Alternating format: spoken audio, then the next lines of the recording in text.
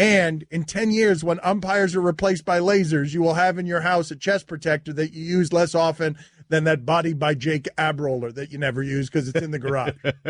The West Vest is what it's called. Yeah, it's $135. Is that the gold or platinum model? Gold model. Yeah. If you send a receipt for the West Vest, the $135 West Vest, if you send a screen cap of your receipt to @Batard Show, first 3 people to do that will get a Batard Show T-shirt. Nice. I said earlier it was a good value, and now it's way overpriced. Wait a minute. Let me see what we've got happening here. So you send your receipts. All right. Because people are just going there but not actually buying. Right. I know this trick. Okay. Yes. If you send us the receipt. Yeah, screen cap the receipt. So basically, if you want to pay $135 for a shirt, Show T-shirt, you're overpaying. And a vest. The vest, we'll throw in the vest for free. Right? That's basically what we're doing. But you're not paying us. Right. If you're willing to pay $135 for one of our T-shirts, we'll throw in a West vest for free. All the money goes to Joe West. It's confusing. Precisely. You got to do that differently if you want to make money off of this. I don't care about making money. But I would, and I do. So I would charge like $300 for the T-shirts, and we'll throw in the West vest, and then you pay the $130 for the West vest. Stop trying to run scams. $170 in my pocket. Mike. Why is Stugotz always, no matter what is happening in the world, Stugotz is always trying to play an angle where I'll tell you who's running a scam. It's Joe West. I mean, here we are promoting his site, selling all the merchandise on his site, and he doesn't have 5 minutes for us. That's who's running the scam. You're lashing out at the wrong person here. I'm lashing out at the right person. It's Joe West. You're lashing out at me.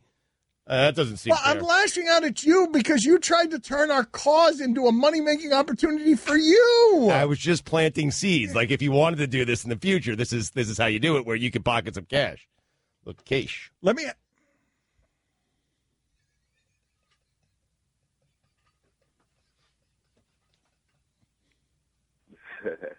I can't look at you.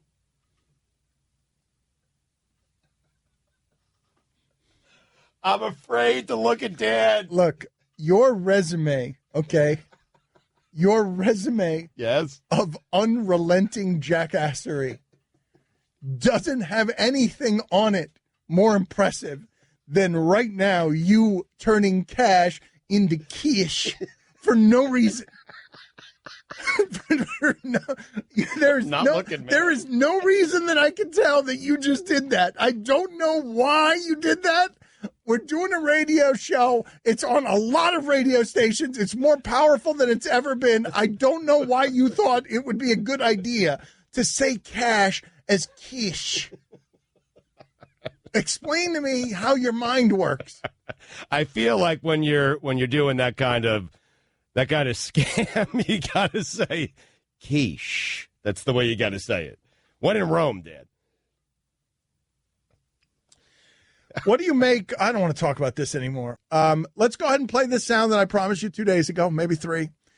This show tends to wander, get lost, and we forget about things that we talked about. I am sure we will get back to divas at some point in the show today.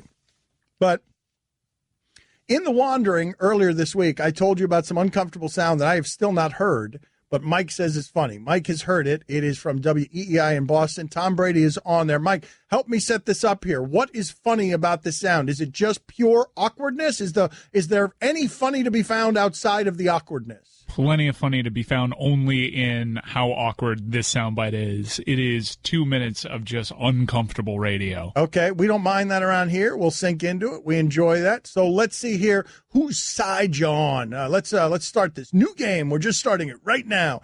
Right here, we're breaking the industry, changing everything, pioneering. Whose side are you on? Mayweather said that the two of you were, quote, he said, very close friends. Would you say that's an accurate representation of your relationship?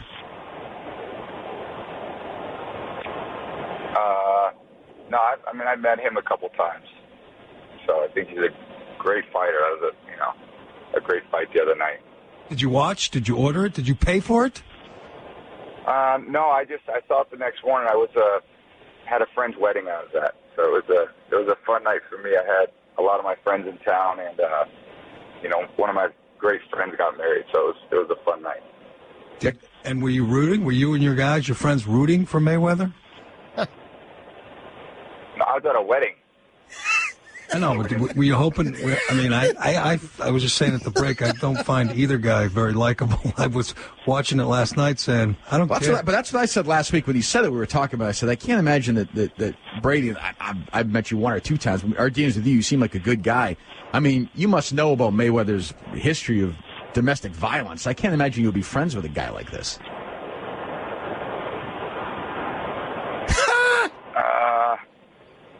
Yeah. Yeah. I've met him a couple of times. Like I said, I think he's a great fighter. Yeah.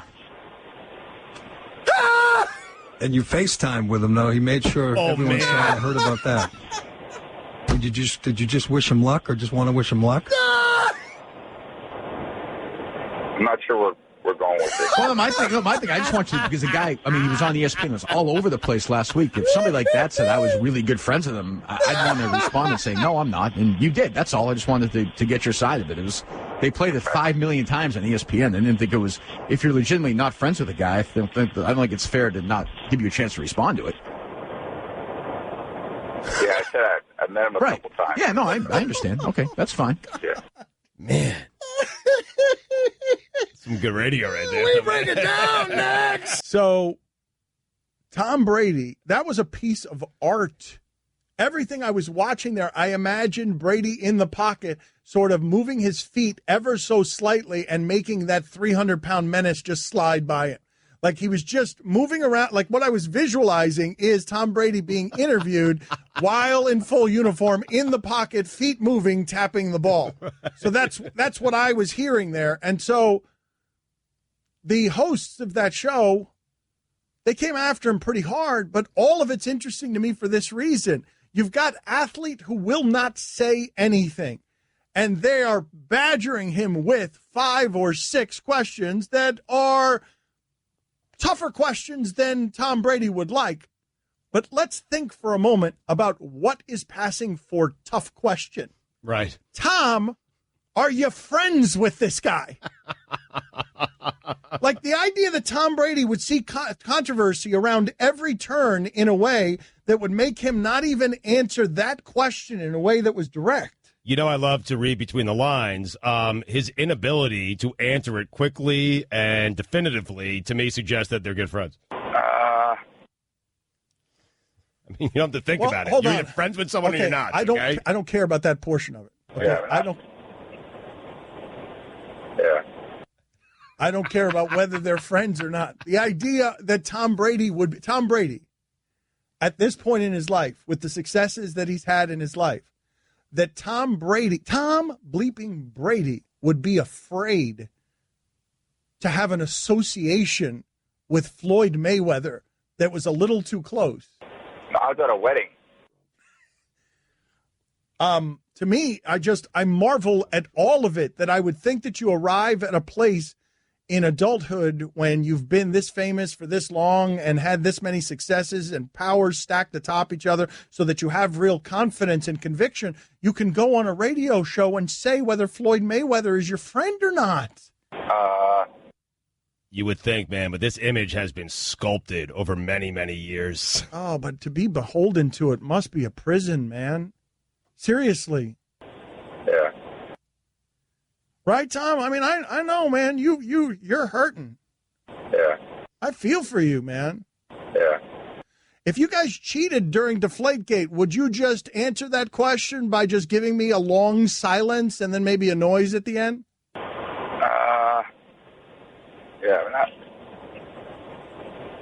Yeah. Oh, well, I wasn't expecting a confirmation like that, nor was that the sound I was expecting you to play. Tom, you're also lying. Don't you find that interesting, though, Stugotz? Seriously, that Tom Brady wouldn't be strong enough and have earned enough to just be able to talk freely about whether or not Floyd Mayweather is someone who's in his life. I mean, you would think so, Dan. First off, the city of Boston would not care, right? If he comes out and says, hey, yeah, I'm friends with Floyd Mayweather, anyone going to care? I'm not sure we're going with this. Just, but I think nationally, you would think that Tom Brady, yes, you would think he has done enough, accomplished enough, where he'd be confident enough to say, you know what, yep, he's my friend. But it just speaks to Aaron Rodgers. We talked to Mina Kimes about this. She wrote this story about Aaron Rodgers, and Aaron Rodgers wants to be seen, wants to be understood, is entering this next phase of his life where he has dismissed some of the things that he used to believe in and is now as a man searching for adulthood and wisdom and things outside of football. And he juxtaposed that with this. And he, this week, decided to summon what I mentioned he believes is courage, is coming out and publicly taking whatever comes with saying, yes, Colin Kaepernick is being blackballed. Like, he's calculated enough to know that when he says that, it's going to become news and we are going to discuss it. He is entering 33 years old. Aaron Rodgers is entering this form of adulthood. Is Tom Brady stunted on this front? Like, just not now. He doesn't have to give us anything. Yeah. You know what I mean? But like, to be afraid to give you anything. Right. It does seem like a miserable existence. You're right. To be trapped in that, to be trapped in your image. But he's not. What I'm saying is he's so strong. But then clearly he feels like he is because he's not answering anything. He must. It is oddly confusing to me. I mean, you're walking around everywhere your entire life and giving answers like this. No, I was at a wedding. They asked him if he was rooting for Floyd Mayweather, and he wouldn't answer it. No, I was at a wedding. So, but you know what I mean? Like, what? Floyd, think about what I am saying. One of the most powerful and respected athletes in America cannot tell you what his rooting interest was in a boxing match everybody was watching Saturday. I'm not sure what. Go to hell. Hey, buddy, you're listening to the Dan Le Batard Show on ESPN Radio. ESPN Radio is presented by Progressive Insurance. Guest on the Dan Le Batard Show appear via the Shell Pennzoil Performance Line. I was at a wedding. I wish people could see how that happened. It's just me. It's me. The way this happens is me saying to Mike, I am at a wedding. It's funny musically. See if you can do something with that. And so he puts in the bare minimum effort and produces this for you. I was at a wedding. and then he announces himself as one of the 40 best executives under 40, according to thebiglead.com sports executives. This is so bad. I was at a wedding. You told him like 5 seconds ago. I know, but do better. In 5 seconds? I was at a wedding. I was at a wedding. Here's your SportsCenter update. You guys, the thing that you guys have done that is really, it's magical and it's amazing, and I salute you on, is you guys have managed to make it these situations where the worse it is and the worse you are, the better everyone likes it. And I always get checkmated on these situations. Wedding. Thank you. Excellent. I mean, you hate that about me, right? Yeah, most, yes. Are you done with your SportsCenter or no? I don't even think you've started yet. All right, well, let's go. Let's go. I mean, we're doing stuff here. I was at a wedding. Cincinnati Bengals linebacker Vontaze Burfict had his NFL suspension reduced from 5 to 3 games Wednesday, the league announced. I was at a wedding. In light of the aftermath of Hurricane Harvey, I was at a wedding. The NFL has canceled tonight's preseason game between the Texans and Cowboys. The Astros announced they will return to Houston this weekend for a 3-game series versus the Mets. I was at a wedding. And finally, in a promo for the Season 2 premiere of Martha and Snoop's Potluck Dinner Party, I was at a wedding. Snoop Dogg and Martha Stewart I was at a wedding. recreated the iconic pottery scene I was at a wedding. from Ghost. I was at a wedding. Really? I want to see that now. No, I you need to want to see that? That doesn't sound erotic. Put That it on the sounds- poll. Yeah. All right. Do you want to see that? Do you want to see Martha Stewart and Snoop Dogg recreate the famous pottery scene in Ghost? Yes or no? For all the latest headlines and information, tune in to SportsCenter on ESPN Radio all throughout the day. Wedding. A guy writes in. Okay. I'm fine. Yeah. You know, yaks have pink milk. What? Never had more listeners than we have right now. What did you just say about yaks? Yaks do what with pink milk? They make pink milk. Yep. Did you know that? Guillermo, put it on the poll. We didn't know that. Did you know that yaks make pink milk? Rash them. What are you trying to distract me from? Are you trying to distract me from sounding arrogant and defensive? Is that what you were trying to help me with? You're diluting it? You never answered the question. Do you know? I didn't know that. No, clearly I didn't know that. Why would I know that yaks produce pink milk? I knew it. I know it. Why did you know it? It's something you learn. I mean, you just live life. You shelter life, this existence of only being on South Beach forever. Maybe you would pick a thing up or two. Be smart like me and Stu. You've never seen a yak. And Guillermo, put that on the poll. Have you ever seen a yak? Yards after catch? Yes! The winner! You know what I got? You know what I found myself getting mad at yesterday? I'm not even kidding you. Who's that guy, number 22, playing fullback or halfback or Ripkowski? Yeah, Ripkowski. Thank you. Such a great name for a fullback. No, but I just saw there was a clip. All right, it's Aaron Rodgers on his own goal line. Yak made me think of this. And a video came up, and they showed what Ripkowski did, which is he took 2 steps, he moved a hip, and then turned around.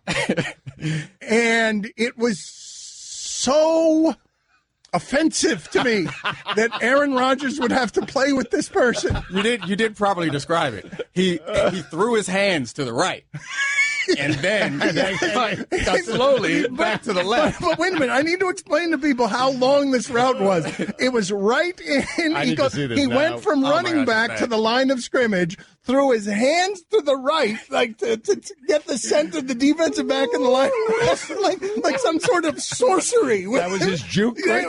It was his sorcery. He threw his hands to the right and then turned around to the left, and Aaron Rodgers just tossed it to him. And I'm like, you've offended me. You're blaspheming against the best quarterback I've ever seen. To call that play and to have that person running it on his behalf, because the possibility of a yak.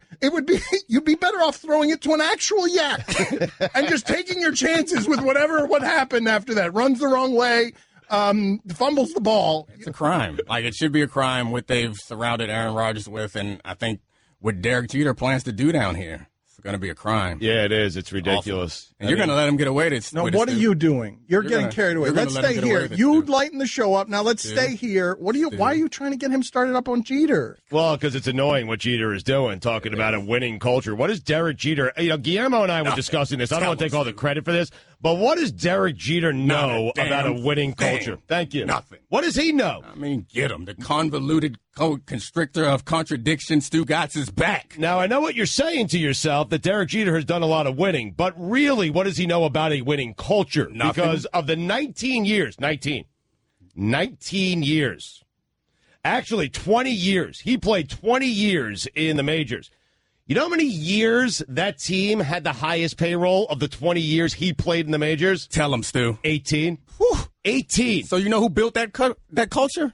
Ben Franklin. Exactly right. The Benjamins. It's all about the Benjamins. And that's what Derek Jeter knows about. He knows how to buy a good team. He doesn't know how to create a winning culture. Never have in his life. You want to impress me? Go ahead and win with the lowest payroll in the sport. Because that's what David Sampson did. Go ahead and do that. Then I'll be impressed, Jeets. Torrey built the culture. That's right. Steinbrenner built the culture. You ain't kidding. Jeets. Exactly. Overrated. How much respect do you have for him? None. Well put. A guy writes in, or a woman writes in, a yak doesn't produce pink milk. After birth, a yak's first milk contains blood, giving it a pink tint. Hippos are the only animal to produce pink milk. Seems like they produce pink milk. The first time, milk is pink. When it is produced, light red hue, pink milk. It's just bloody milk, though. That's right. It makes sense in its blood. I thought it was strawberry. Right, it is tinted with blood. Whose word are you taking here? Well, now we've got a controversy now. Ron Magill will settle it. Yeah. Ron Magill will be here at 12 noon. We will find out the answer to your questions and whether you're an animal fact imposter or not. Get Ronnie in here. All right. You're very confident. You're always confident because you're a former cornerback. But he's the most confident guy I know. Well, no, he's the most. Mina calls him the most confident, insecure person she's ever met. That would be me.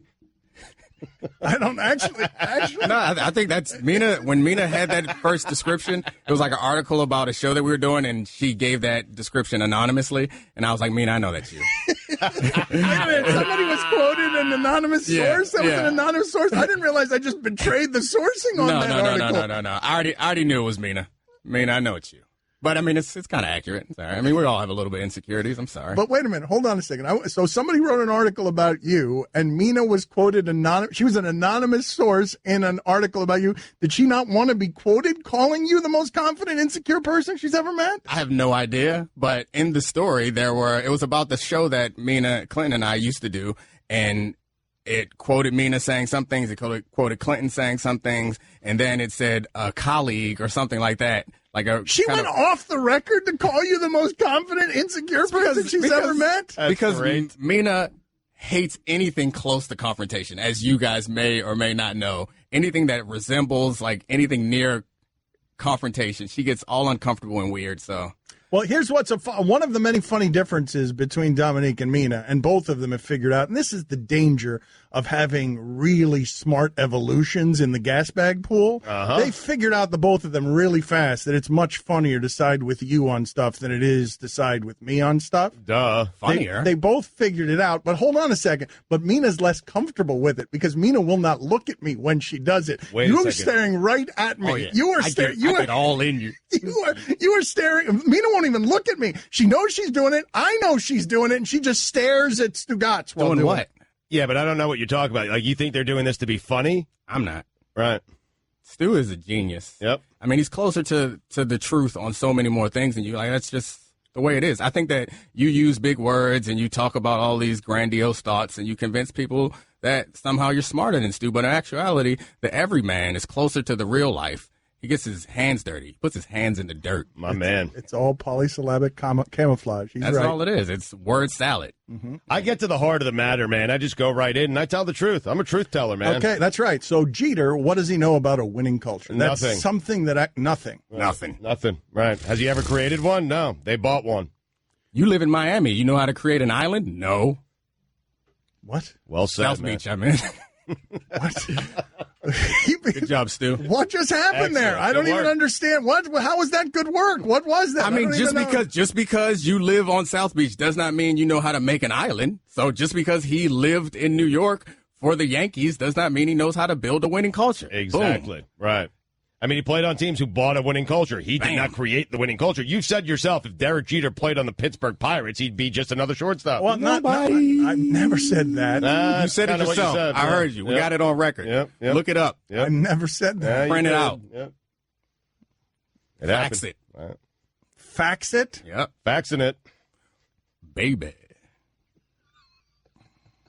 What do you mean what's happening? Mike, you know what's happening. They are working together to just destroy the construct of the show in a way that requires me to get annoyed. You're not annoyed. So that it's funny. No one's destroying the construct. I'm telling you how I actually feel. I actually feel that Stu is smarter than you on most issues. That's real. I'm sorry. I know we're friends. I trust you. I respect you. I think you're a smart man, but you're no Stu. Let's be serious. It's a tough pill to swallow, man. It's such a hard thing to learn right here live on the radio in front of everybody. You're really fitting out right now, too. Mm-hmm. Go ahead. No, I'm not going ahead. No, please go do the show. Do the show. No, do the show. We want Feel to do the free show with you. Go ahead. Do whatever you guys want to do. You're already doing it, so I'll just recuse myself from it and do don't it. recuse yourself. We love having you here. Now this is where you act like a petulant child, and it's not okay. So Stu is the butt of so many jokes, but Stu is strong. He's tough. Look at that face. Look at that grizzled face, that jawline. He can take the abuse. Yep. You don't have a body built for punishment. Baby. Rash 'em. I'm starting to get nervous. C-O-B. Cash. I just don't know what you guys want me to do. What do you want me to do? I want you to give your opinion on Derek Jeter. Yeah.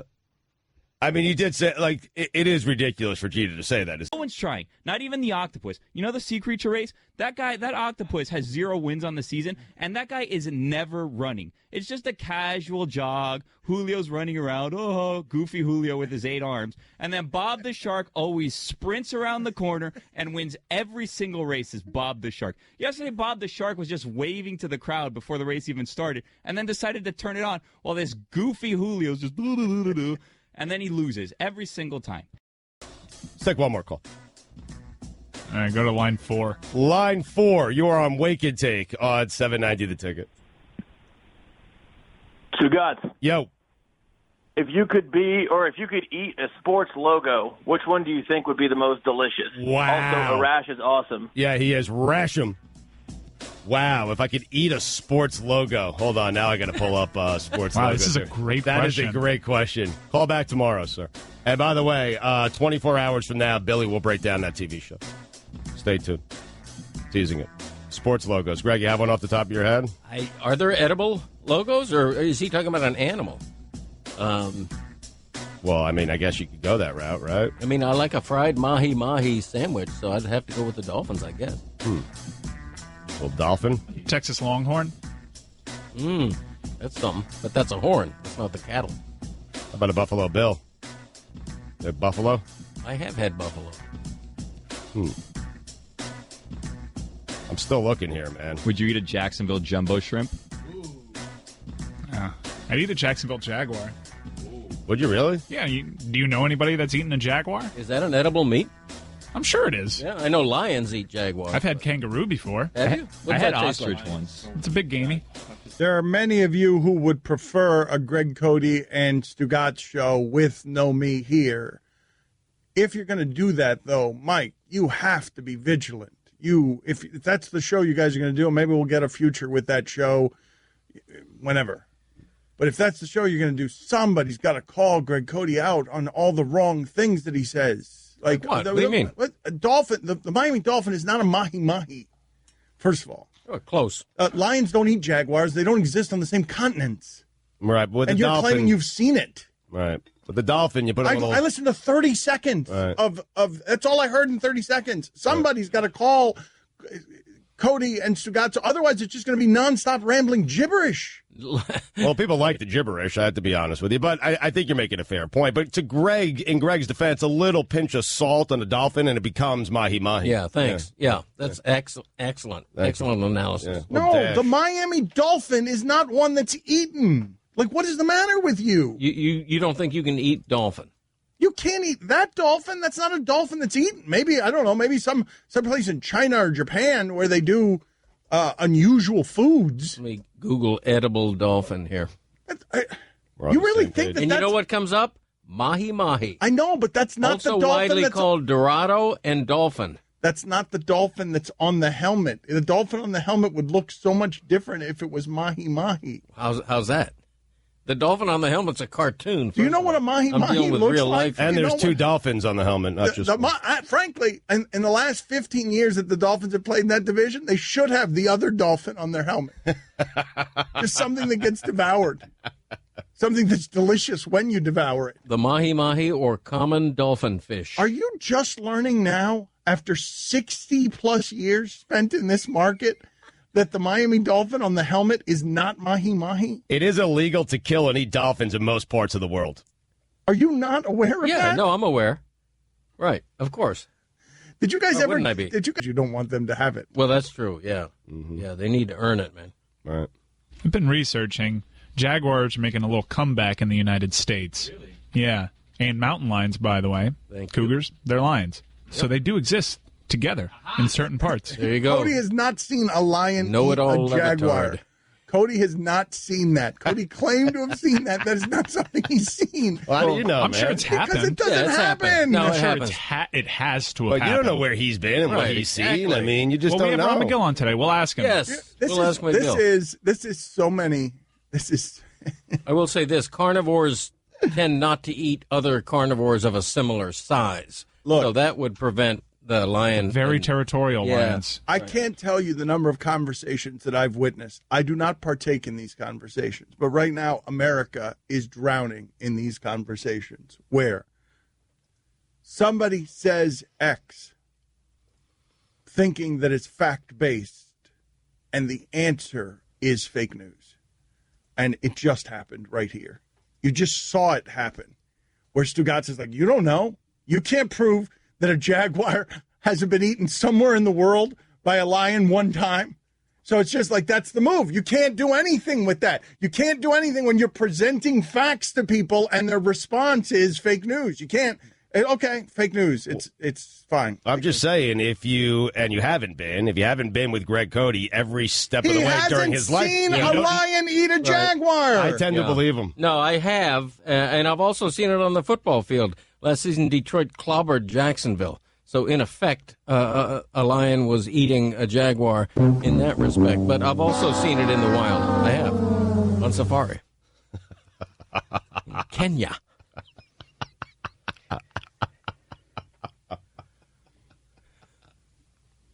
Were you there with him?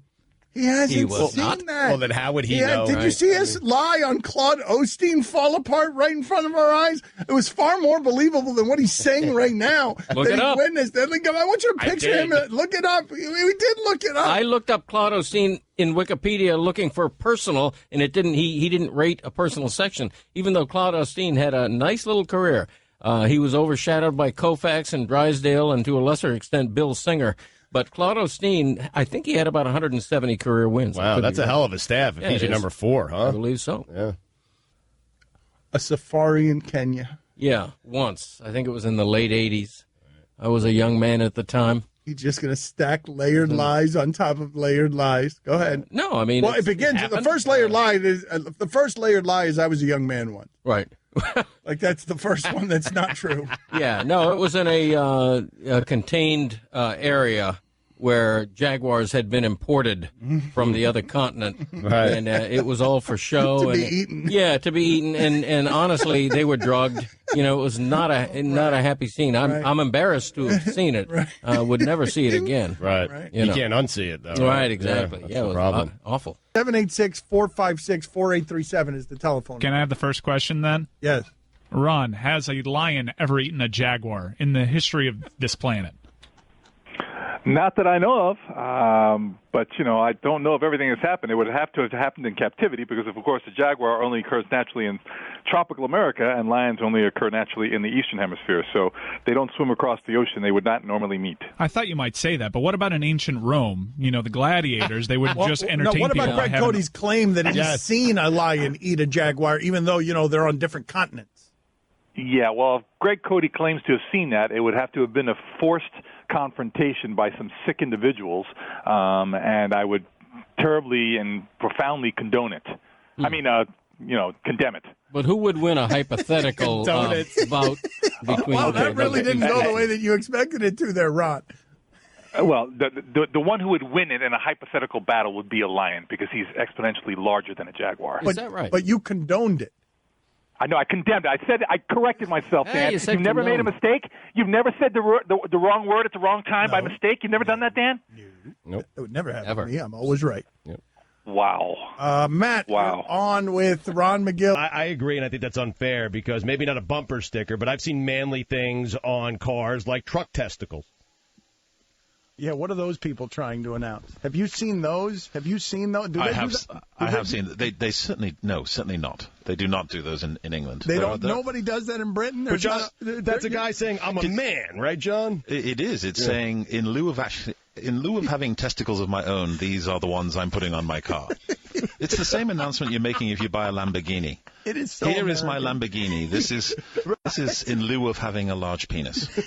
It is so American. So you're telling me that if I scoured Britain, I would not find testicles on a truck anywhere? Have you seen the size of our cars?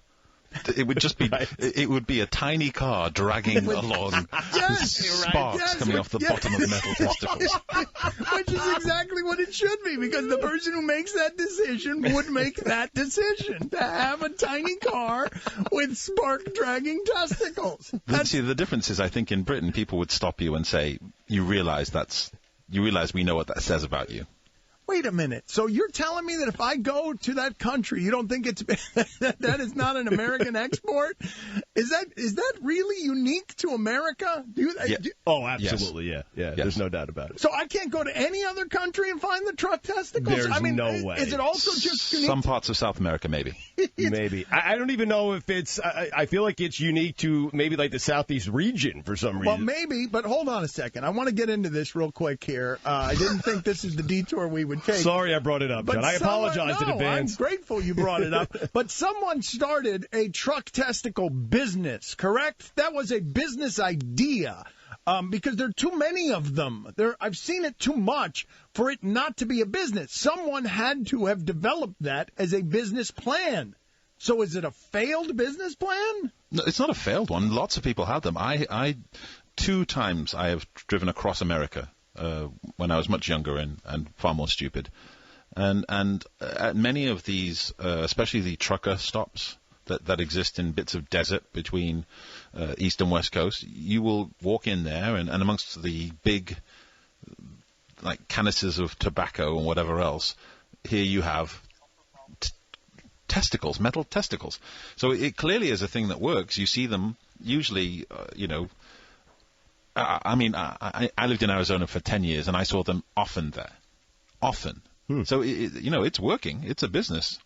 I'm not sure I'm comfortable, if I personally would want to have people making the kind of assumptions they would make about me for having truck testicles. Buzzer.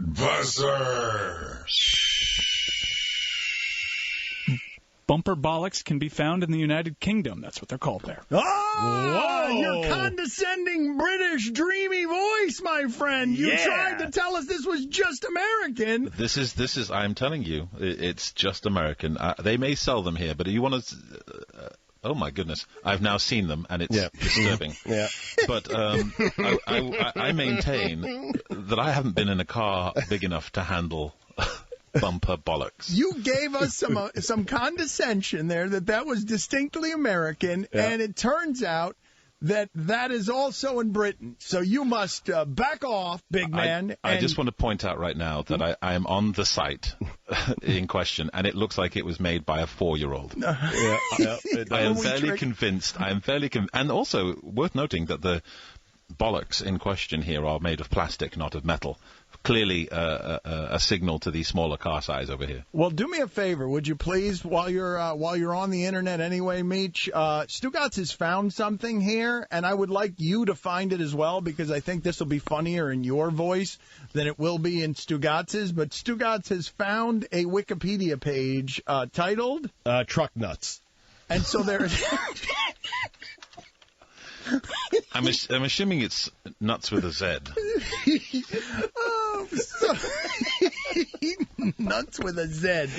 All right, so what does that say? What does it say on the website? Because Stugotz is busy doing research here. I spotted it over his shoulder. I saw the words come up, TruckNutz. So go ahead. What do you have? Do you want me to read this? Well, really? No, I know. Stugotz will read it. Go ahead. I don't even know if I should read it. Well, but it's a Wikipedia page. I love the fact that they have 15 different definitions, alternative names for TruckNutz. John, if you're comfortable, I think it'd be funnier if you read it with your accent and just how smart you are. I think it would be really funny if you read the first couple of sentences there. I can actually feel the remaining credibility I have seeping out of my body. We'll do that. So here we go. Well, who's around you right now? Well, I posted a push on Twitter. Most of the people around me have left now. Yeah, they have moved. I've noticed that. Like, everyone has vanished. There was tons of people working there. Yeah, he's run them off. I think it was the scene from Taken that did it. I think it did it. All right, so here we go. Here's TruckNutz. Also known as TruckNutz with a Z, truck balls, bumper nuts, bumper balls, cargo nads, drive-through danglers, trucksticles, hitch nuggets, and balls on a truck. Or as they are known in the United Kingdom, bumper bollocks. I'm so sorry. They resemble a pair of dangling testicles, with a citation, may I add. They appeared in 1998 in the United States and were first sold on the Internet in 1999, usually hung for humor or amusement. They are attached under the rear bumper of the vehicle so they are visible from behind. Well, yes. I may never work again.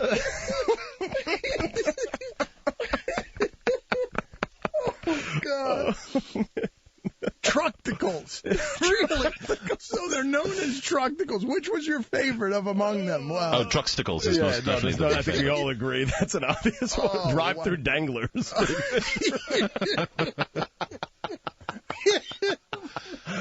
I love how they have to explain that they are usually hung for humor or amusement. Right. What's the alternative?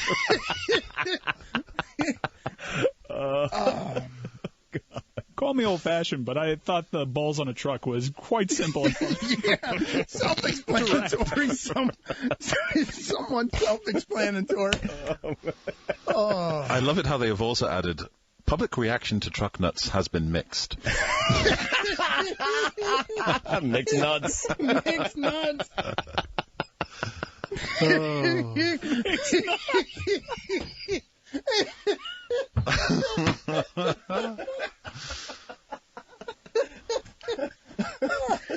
What a great sentence.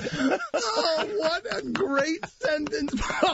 Public reaction to TruckNutz has been mixed. And that's it? That's the end of the Wikipedia entry? There's more. No, that's all right. There's more, but you don't want it. All right, that's enough. Woo! What would be your reaction if the college game day picker were Derek Jeter? Oh, my God. I would storm off the set. Wait a minute. Who invited you on the set? You're not on it. He's actually going to be on the set. Yeah. Oh, nice. Yeah. A couple of us got all-access passes. We're excited about game day. That's awesome. I booed him at a charity function when he donated $200,000 to Puerto Rico relief. Like, you think I'm above just walking away? Somebody get video of this. If it's Jeter as the celebrity picker and Guillermo just walking off the set, I'd like you. Do you think he actually would, Guillermo, storm off the set? I think he might. Guillermo's got a dark streak of, I wouldn't call it confidence because it's not that. I'm very principled. Once I've made, my stance known on something, I need to stick to it. Dan, I avoided a gas station right by my house for 2 years because they didn't give me a penny change. And I was like, nope, I'm not coming back anymore. Stealing my money? You're not going to get my business. Didn't hurt them any, but I stopped going there. That's a good show. Causes that you partook in that you knew you were being ridiculous about, but you had to stubbornly see it through. Because I've done some of that. I'm trying to think of, do you have a great story here? I know I boycotted a cigar shop that was like right near my house for 2 years because one day they wouldn't allow me. I've been going there for years, spending so much money, and I come in with lunch from the place next door and just sat in what is normally their seats to smoke a cigar. I don't really have one. I mean, I went to that BP gas station on.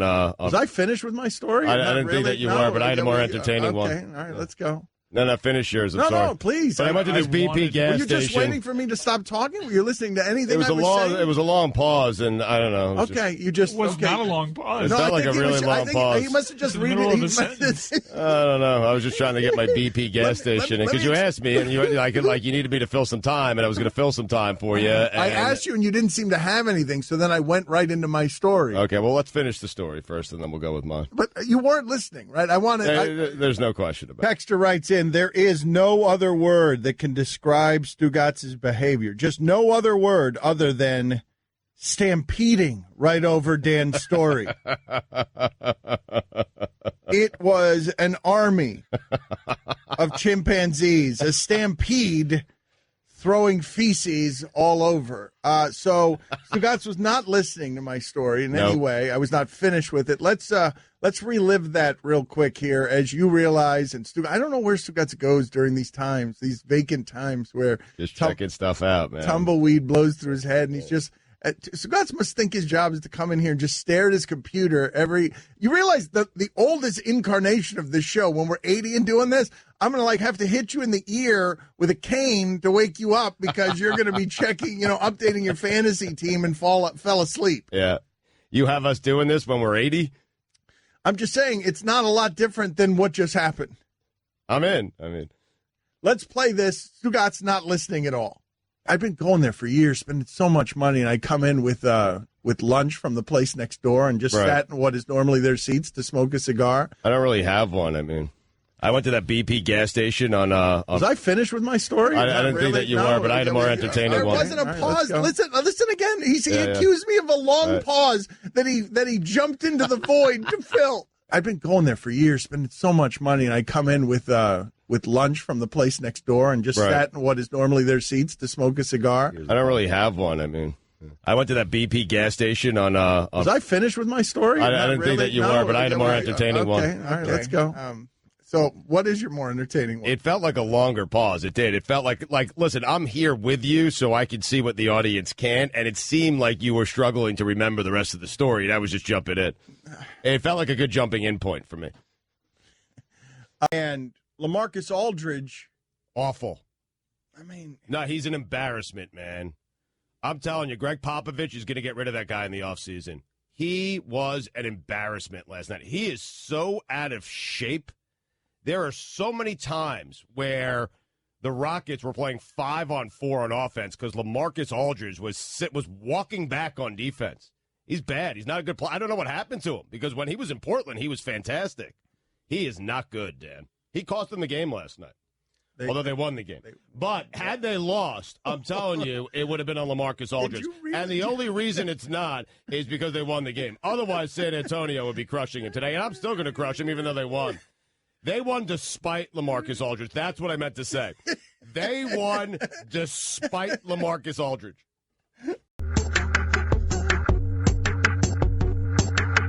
Are you serious, Greg? Like, seriously?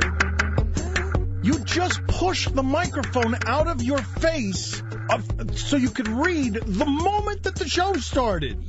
The moment that the show started, you took the microphone and you moved it away from your face as if it was some sort of inconvenience. What were you doing? The music was playing. You have told me time and again not to talk while the music is playing, so why would I need the microphone in front of my face that moment? Did you hear the show open? Yes. Did you know we were about to start talking on the radio? I mean, it's just kind of unbelievable, Greg. No, honestly. it really isn't. No, it is. No, it really is. isn't. You moved the microphone out of your face when it's the only thing you kind of really need. Right, here's what we're going to do. Wait a minute. I've got to hang on. This is going to be an interesting thing here because on my beautiful prestigious iPhone I have a stopwatch. Yeah. So here's what I'm going to do. Right. I am going to time how long it takes me to move the microphone from where it was to where I needed it to be. Okay, ready? Greg. Here we go. Wait, hang on just a second. Here we go. Hold on. 1.5 seconds. Mm-hmm. Greg, you moved the microphone out of your face the moment the show was starting. You didn't do it during the open. You didn't do it during Dos Minutos. You didn't do it during the Sports Flash. The moment the show was starting is when you moved the microphone away from your face, which was the only time in the last 6 days that it needed to be in your face. My microphone runs 4 feet in 1.5 seconds. That's faster than Manti Te'o. But, Greg, you understand what you did there, right? Like, you understand. It'd be like sitting down to write a column and just throwing the pen away. Based on that joke, he doesn't write a column with a pen, Stugotz. Oh, they're not doing it with pens anymore? Dip a feathered pen in ink and then send it by courier. I use a manual typewriter. You guys have, oh, really? Yes. Because I figured you moved on to the word processor. No, it's an old gray Royal typewriter. Based on the jokes that he's making this first segment, I long for the time when the microphone was not in his face. The earth is eating people again, or trying to. We'll get to that story in a second. Eating golfers. I'm curious, though, as all over the news, and free agency is going to happen during our show. There's going to be breaking free agent news. A texter writes in, someone be sure to remind the Miami Herald's NFL writer that free agency begins today. 4 o'clock. 4 o'clock, we'll start free agency, and, Greg will be at a donut shop or something. He'll be wherever it is that news isn't happening. Wherever it is that he doesn't have access to free agency is at 4 o'clock, Greg Cote will wander off like Mr. Magoo into an area of this country or another where there is no access to free agent news. Bulletin, I'm not the Herald's NFL writer, but good point otherwise. Anybody who starts a phrase with newsflash or bulletin is a douche. Anybody. You're getting me in an ornery mood. This is a very contentious show here. Oh, wow. Ornery. I have done nothing to deserve this bull. Ornery. Except you didn't have the mic in front of your face. Right, except for that. Tom Penn is going to join us. Tom Penn is going to join us at 4:30. He's basically going to explain to us. He's ESPN salary cap guy. He's going to explain to us the whole opt-out, Miami Heat opt-out situation and how it is that they could keep all those guys and what's going to happen in 2014. He's going to explain it to us in layman's terms. Great. In an hour and 30 minutes. And again, football free agency will happen here within an hour. It will start. But right now, on all of our televisions, is the 115 Cardinals. They've been walking all morning. Every time I look at the television, these Cardinals have been walking to elect a new pope. Is Keith Hernandez there? I thought that was my sound. I mean, honestly, Stugotz. Tommy Herr? See, he beat me. Tommy Herr would have been funnier than. Keith Hernandez. Keith Hernandez, Stugotz. Had to think of a people Cardinal even in a pinch. associate him with the Cardinals? Oh, they absolutely do. They should. They should? Oh, 100%. I think of him as a Met. If you go is Tommy Herr the guy, or is it Ozzie Smith? Well, Tommy Herr, Willie McGee, Vince Coleman, although maybe some people associate him with being a Met, too. I was ready with a Stan Musial punchline. Well, of course you were. I was snoring it like a nut for the winter. Of course you were. Whitey Herzog. You go Mets and then Seinfeld before Cardinals. No, you go Cardinals. I mean, he played on a World Series team with the Cardinals. Are you guys kidding me? I'm a Mets fan, and I think of him as a Cardinal before a Mets. I don't know what you're doing there, Stugotz. John Tudor? I really Bob Gibson? Uh-huh. I love how musty Cody's going with all his Cardinals. I mean, can you name a Cardinal from the last 40 years? Can you? Stan Musial Jr.? He's not doing that for shtick. He went to Bob Gibson and Stan Musial, and that was not shtick. And he can't go Pujols anymore. He's with the age of... Can you name a Cardinal? I can name several Cardinals, but most of them are at the conclave right now in Rome. All right, so here is what's happening. All these Cardinals are walking in, and they've got to vote on a new pope. And I'm curious, what do you guys think? Because these are human beings. There on our screen right now is the black guy. He's not going to get it. I heard he has a good chance. That would be great. That would be so great. It would be strange, would it not? It would be strange because you're used to all the popes looking a certain way, even more than American presidents. You're used to the popes looking a certain way. So if it were the black guy, that would be magical. It would be amazing. But I'm wondering, do you think that this process is infiltrated, that this process has all the same things you would find in any sort of amassment of power situation? Because these guys are supposed to be, and I understand what's happened in the Catholic Church, and I understand that many of the priests entitled with doing God's work are guilty of the worst crime any of us could imagine against children. But these guys are supposed to be spiritual entities who are closer to God than the rest of us and, more enlightened than the rest of us. And I'm wondering, as this vote happens, do you think that there are a lot of bishops who are saying, please, Lord, let it be me. Like, I want to be the guy. Yes. And do you think the black guy's saying, I got no shot? Like, you think the black guy's saying, this is some racism up in here. I got no shot at this. Well, is he actually saying up in here? Probably not. I'm surprised we haven't seen betting odds. Seriously. I'm surprised, I'm sure you can bet on it. I'm sure. I'm sure you can bet on it. I'm rooting for the American Pope, Al Schwartz, over there in the, in the Cardinal of Long Island, Al Schwartz. Actually, you know who should be the next American Pope? Edwin Pope. He wouldn't even need a Roman numeral on his name. They'd just call him Pope. Put a little beat behind it. Otherwise, he'd need a Roman numeral. Edwin the 16th, something like that. Keith Hernandez, anyone? You want to go for the hat trick? Nope. Later. Come on, Greg. You can do it, Greg. It's never been done We before. believe in you. Do what? What am I supposed to do? You know the hat trick. No.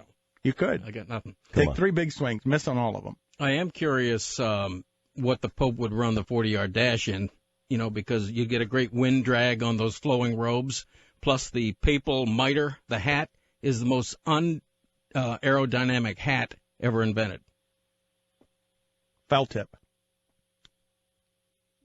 Try again. I'm still at bat. No, take a giant swing. Take a big swing. Take a big hat. This is too much pressure. You can't tell bad jokes when we expect them. You can only tell them when we don't. Has to come naturally. You've got it in you. I know you do. I believe in you. I feel like I'm working out here. I feel like I've done 2 or 3 push-ups. This is unbelievable. So this happened again. This craziness happened again on a golf course in St. Louis, and the guy who was golfing is quoted as saying, and this is crazy. Like, this is crazy. He's just on the golf course, and he steps on an area that he says, quote, "It didn't look unstable, and then I was gone. I was just free-falling. It felt like forever, but it was just a second or two, and I didn't know what I was going to hit. And all I saw was darkness." He just vanished. Yeah. And he was on the 14th fairway at a country club in St. Louis, and the sinkhole was about 18 feet, and he just vanished. And he said he dislocated his shoulder, and he said, "I'm just lucky that that's all that happened to me." Did he finish his round? It's a legitimate question. That's the question that you have. Right. Earth swallows up a human being, tries to eat him, and that's the question that you have. And the other thing is, does the golf course offer any kind of a sinkhole relief in terms of, does he get a free drop of the ball? Does he get a rain check? That type thing. I'm curious.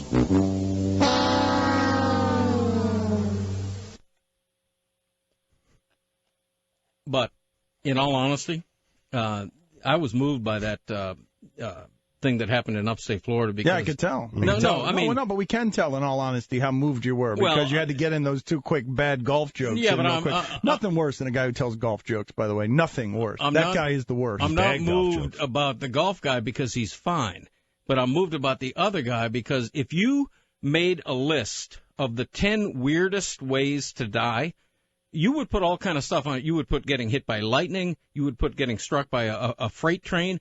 You would not imagine getting swallowed by a sinkhole. Of all the bizarre ways to perish. Until the story came out last week, I had no idea that was even... It's insane. I do think that's a legitimate question, though, on the golf front. I do wonder what happens there as far as refunds and extra rounds. How does that work? Because I would give that foursome free rounds for the remainder of time. Right, because at Doral this past weekend, when Tiger Woods got swallowed by that sinkhole on the 4th fairway... the PGA Tour officials took several minutes to find out where he would get that drop and how the tournament would proceed. Mm-hmm. I'm surprised that didn't get more attention than it did. Yeah.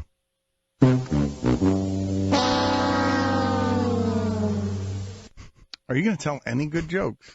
Any? I might. I'm saving them for the third hour. You are in.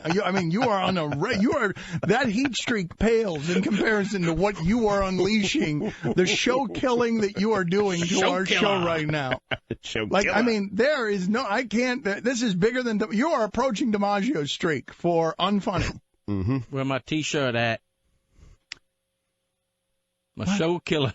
My show killer T-shirt. Wants a T-shirt. I mean, we're 22 minutes in, figure commercials, an update there, maybe, 16, 17 minutes of content. You have been hit with that sound now 4 times. No, 5. Oh, 5, excuse me, 5 times. 5, wow. And I feel like they're lenient with that sound. Like, you have just been 5. I mean, you are at your unfunny best today. What is that sound? I would love it if a musical expert was in here. I think that might be a bassoon. Is that? I'm not making a joke. Is that a bassoon? Yeah, I think that it is a bassoon. I believe it is. Mm-hmm. I'm a bassoon expert. I wish we had a musical expert along with an animal expert. It's just the price is right. Losing horn. Yeah, but instruments play that music. We agree that it could be a bassoon. That you don't know, I don't know, Greg doesn't know. It could be a bassoon. Well, I suppose it could be, but I think it's just a trumpet, isn't it? No. Not at all. A trumpet and a tuba?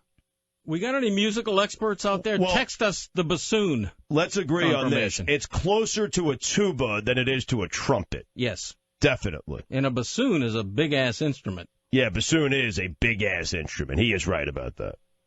Mike, do you have anything for us on this? I don't know the instruments that are playing that game show sound. The bassoon is like a really big, oversized, like recorder or flute. That's what it is. Zagak. What's that? I forgot I wasn't home for a minute.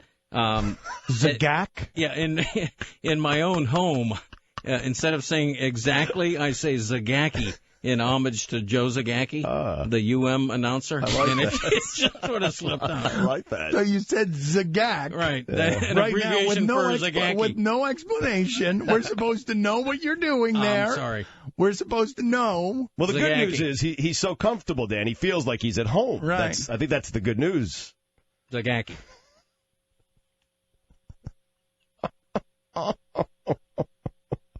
You do this in your home? Yes, I do that one thing where instead of saying exactly, I have taken to saying Zagacki. I don't think even Joe Zagacki knows that. You're a bassoon. Introducing. Wait, I'd like to play this game with Amin. It's sort of a weird charades type of game where we explain a local personality and he has to guess who and what that person is. You understand? Like, he doesn't know who Tommy Tighe is. I don't know if he's. Are you familiar with the work of Tony Fiorentino? Oh, yeah, because League Pass. That one's Oh, yeah. Okay. You love me explaining that clip, half foul. Got to shoot him with him, Ewic. I heard they had an awkward moment That was last so night. weird. I mean, they last have night. awkward moments every night. This was extra bizarre. Firstly, they've I guess they've alluded to this over the course of the season, but the Bulls, what is this, Game 7 of the season, to do a full-on, like, Coach Tony tribute that I imagine is going to be rehashed several times throughout the season. An emotional goodbye, and it started with Eric Reed clearing the air that they're actually good friends, he and Tony, which I found bizarre because I always knew that they were good friends. But I think they're taking this bit that we're doing on our show quite literally. No. Here's the deal. Guillermo, I think this is where I hope this is where you go. When you have to announce that you're good friends, you're not really good friends. No, it's that you guys ruined this man's career with this bit. Like, he's been pushed out because of this show and you guys. Well, I don't know if that's true, but I did hear from somebody with the Heat when they said to me, man, lay off Fiorentino. And I'm like, well, I don't do anything to Fiorentino. That's my staff. Like, I don't. What the hell do I do to Fiorentino? We're being pushed behind the scenes. Let me come out and say that right now. Dana's pushing for more. Well, I mean, what's the name on the show? Is it the shipping container show? Yes, it's the Chris Cote show. It's the frightened shipping container filled with frightened refugees show. But we need to lay off. They actually laid him off. I mean, not true. He's come on. No, he's going to be That's not doing the what he does best, which is coaching. Yes. Because after all, he is a coach. He's going to be coaching the junior Heat, and that actually sounds like a really cool initiative. That is very cool. He was doing that while broadcasting, though, wasn't he? He was also doing that? This is a larger format. He was running their basketball camps, and now this is going to be a year-long thing. I'm trying to spin this, guys. all right, well, I want to be able to sleep wait a at minute. night. Why spin it? Wait a minute. You guys are horrible human beings. What do you mean? The guy was calling games for how long? I don't know. 20 years. Well, And now 20. he's- not 20. I don't know. 15, maybe. And now he's running the Junior Heat, which is basically the YMCA Little League. No. He is going to be a Heat ambassador. He is going to be someone who is A luminary? a luminary, a Miami Heat luminary. That is correct. I feel like we've helped. Well, no, that's certainly not true. No? No, that brought is him into the national consciousness. No, that is certainly not true. We have not helped. No, but we were doing bits. What we were doing that we thought was funny, and I think the audience thought was funny, is the idea of that they were at the height of tension, that they had to sort of fake their way through intimacy on television because behind the scenes, Eric was getting very frustrated with Tony, which he had to be, frankly. He just had to be because Tony sometimes can be spacey. Right.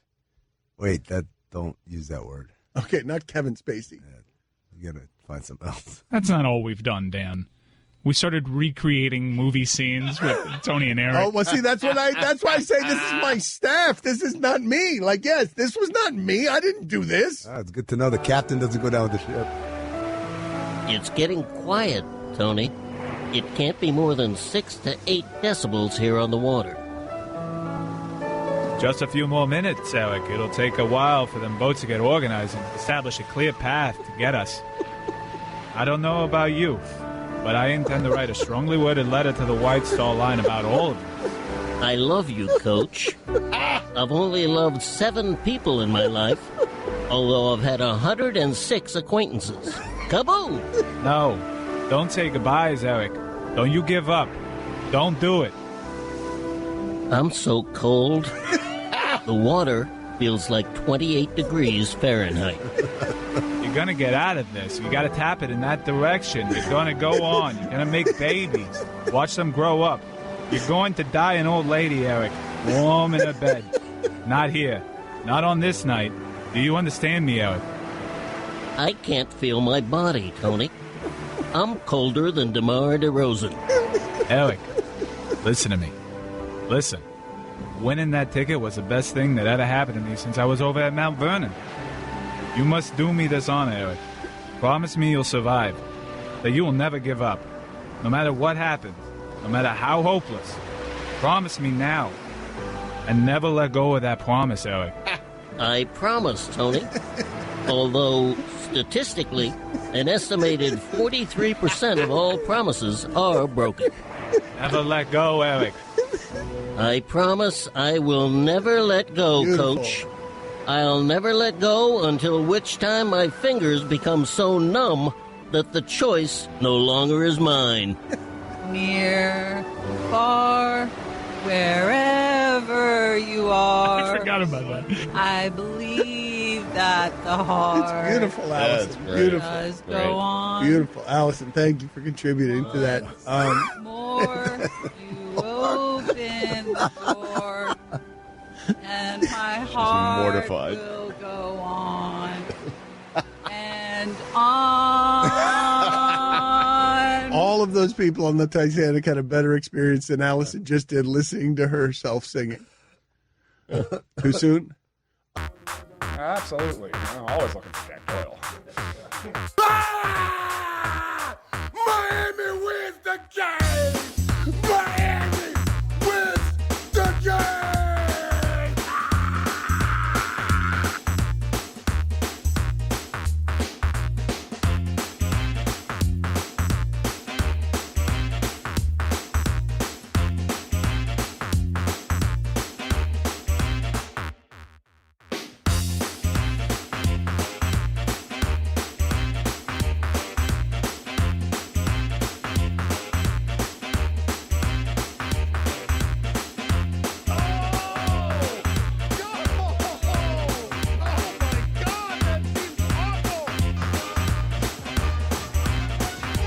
Catch that?